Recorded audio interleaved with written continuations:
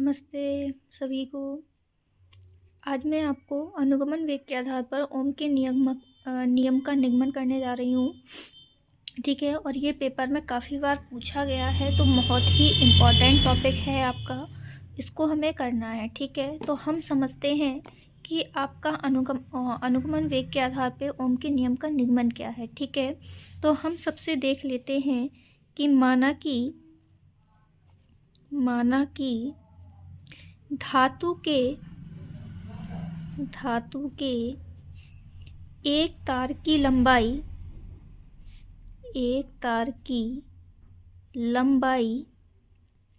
हमने यहाँ पे क्या ले ली, स्मॉल एल ले ली, तथा परिच्छेद जो क्षेत्रफल है उसका परिच्छेद क्षेत्रफल ए है। ठीक है, जब हम इसके सिरों के बीच एक वैद्युत विभवांतर स्थापित करते हैं तो उससे क्या होती है, धारा प्रवाहित होने लगती है। हमने क्या लिया कि हमने एक तार की लंबाई एल और परिच्छेद का क्षेत्रफल ए ले लिया। जब इसके सिरों के बीच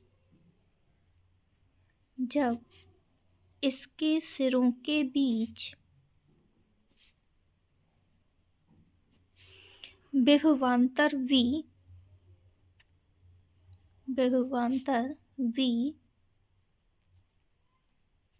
स्थापित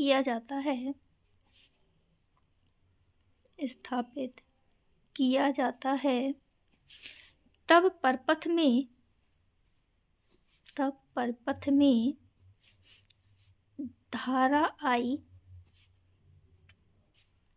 प्रवाहित होने लगती है।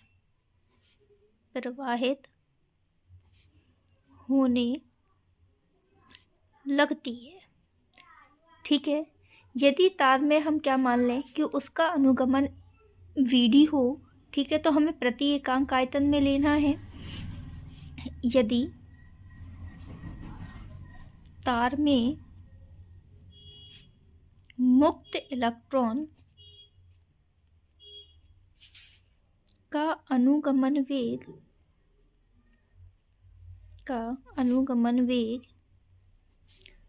VD हो, तब हमने अनुगमन वेग और धारा के संबंध से पढ़ा था क्या होता है। तब किसके संबंध से लेना है हमें, धारा तथा अनुगमन वेग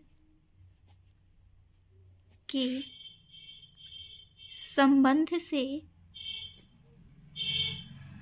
क्या होता है, I बराबर NEA VD होता है। ठीक है, ये आपका क्या है, अनुगमन वेग और धारा का संबंध है। ठीक है, इसके बाद यदि हम वैद्युत क्षेत्र और विभव प्रवणता का सूत्र लगाएं, किसके संबंध से,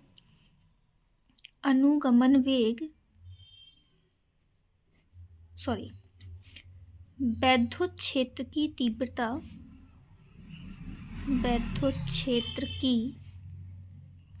तीव्रता तथा अनुगमन ये क्या कर रही हूँ मैं आज। हाँ, वैद्युत क्षेत्र की तीव्रता तथा विभव प्रवणता के संबंध से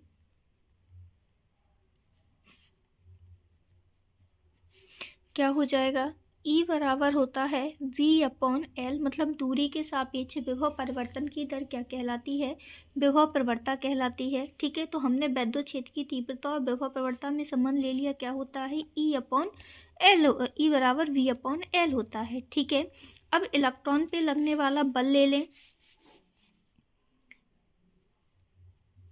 इलेक्ट्रॉन पर लगने वाला वैद्युत बल हमने पढ़ा था F बराबर E/Q। ठीक है, हम Q की जगह E भी ले सकते हैं क्योंकि हम इलेक्ट्रॉन का आवेश ले रहे हैं। तो यहाँ पे F बराबर, अब हमने E का मान क्या निकाला है, V/L निकाला है, और इसको हम यहाँ पे रख देंगे। ठीक है, आप यहाँ पे क्या ले सकते हैं, E बराबर क्यू भी ले सकते हैं, क्योंकि उसने इलेक्ट्रॉन का कहा है तो इलेक्ट्रॉन का आवेश E भी होता है। ठीक है, अब हम क्या करें, त्वरण निकालना है हमें। सबसे पहले हम त्वरण निकाल लें। तो त्वरण बराबर क्या होता है भाई, A बराबर होता है F/m होता है। तो यहाँ पे F हमने कितना निकाला, VQ/ ये LM हो जाएगा। ये हमारा क्या निकल आया, यहाँ पे त्वरण निकल आया है। ठीक है, अब त्वरण निकालने के बाद हमने मान लिया कि जो आपका तार है उसमें जो आपकी वेग है आपका क्या हो रहा है, बदल रहा है। ठीक है, तो मुक्त अगर हम उसका श्रांति काल मान लें कि समय मान लें कितना है, तो गति का जो हमारा पहला समीकरण होता है u बराबर u प्लस at। ठीक है, तो वहाँ से जो हमारा अगर हम विभिन्न कणों के लिए निकाल के देखें तो हमारा जो अंतिम वेग निकलेगा या जिसको हम अनुगमन वेग कह रहे हैं वो हमारा कितना हो जाएगा। ठीक है, यहाँ पे हम देखते हैं क्या गति के प्रथम समीकरण से हमारा क्या होता है, Vd बराबर u प्लस at होता है। मतलब हम क्या कहते हैं इसको, त्वरण गुणे समय। ठीक है, अब यहाँ पे हमने क्या ले लिया, यहाँ पे जो हमारा प्रारंभिक वेग है, जो औसत वेग जिसका कहलाएगा वो कैसा कहलाएगा भाई, 0 कहलाएगा। ठीक है, तो यहाँ पे हमारा क्या है कि u बराबर कितना है, 0 है। तो जब u बराबर यहाँ पे 0 है तो जो Vd हमारा निकलेगा वो कितना निकलेगा, E इंटू टाउ निकलेगा। ये जो टाउ है यहाँ पे हमारा, टाउ क्या है, जिसको यहाँ पे हम श्रांति काल कहते हैं।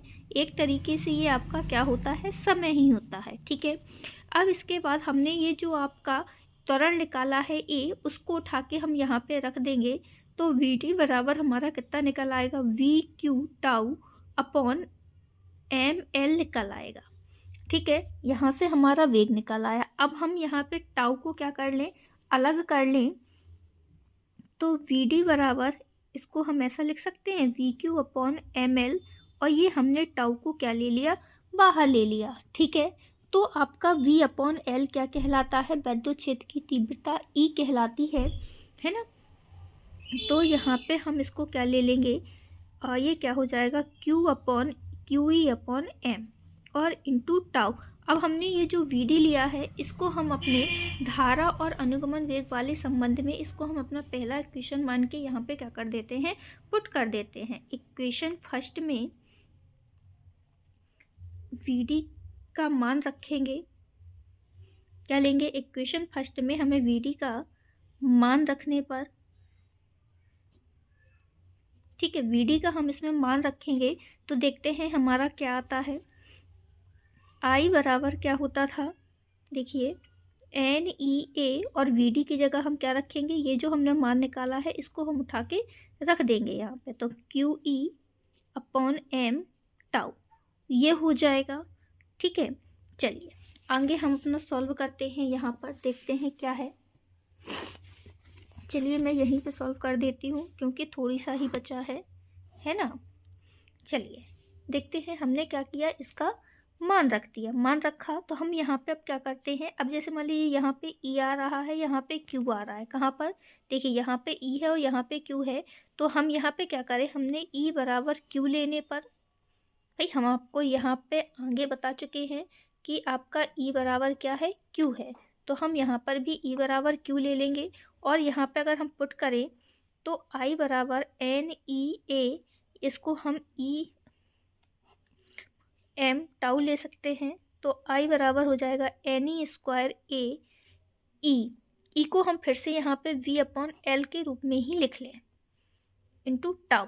अब I बराबर NE square A tau upon ML, ये इसको अलग लेते हैं, V को अलग ले लेते हैं। ठीक है, ये जो हमारी पूरी संख्या निकली, N क्या होता है, इलेक्ट्रॉनों की संख्या होती है, E आवेश हो गया, A क्षेत्रफल हो गया, टाउ समय हो गया, M द्रव्यमान और L लंबाई हो गई। इसका जो मान होता है वो किसके बराबर होता है, 1/r के बराबर होता है। तो यहाँ से जो हमारा I बराबर निकला वो कितना निकल आया, V स्क्वायर। यहाँ पे देख लेते हैं, जहाँ पे आपका आर यहाँ पे क्या होता है, ml upon N E square upon tau, यहाँ पे ये होता है। अब ये उल्टा रखा है तो यहाँ पे इसको हम क्या कर लेंगे, 1/r ले लेंगे। ठीक है, तो मैं इस बार पूरा वीडियो आपको निगमन दिखा देती हूँ कि कैसा क्या किया गया है। तो यहाँ पे हम देखते हैं, देख लीजिए आप कि यहाँ पे हमने क्या लिया है कि हमने ओम के नियम का निगमन ले लिया है और यहाँ पे हमने इसको सिद्ध कर लिया है। ठीक है, और आज मैंने ये वीडियो कॉपी पेन में इसलिए दिए है क्योंकि मेरे पैर में मोच आ गई है, जिसकी वजह से मैं खड़े होकर क्लास नहीं ले सकती। इसलिए मैंने आज आपको ये वाला निगमन किसमें करके दिखाया है, कॉपी पेन में करके दिखाया है। अगर आपको समझ में आ गया हो तो प्लीज़ इसको शेयर ज़रूर कर दीजिएगा अपने दोस्तों में, ताकि उनको भी ये चीज़ें समझ में आ जाए और पेपर में उनकी हेल्प हो सके। धन्यवाद।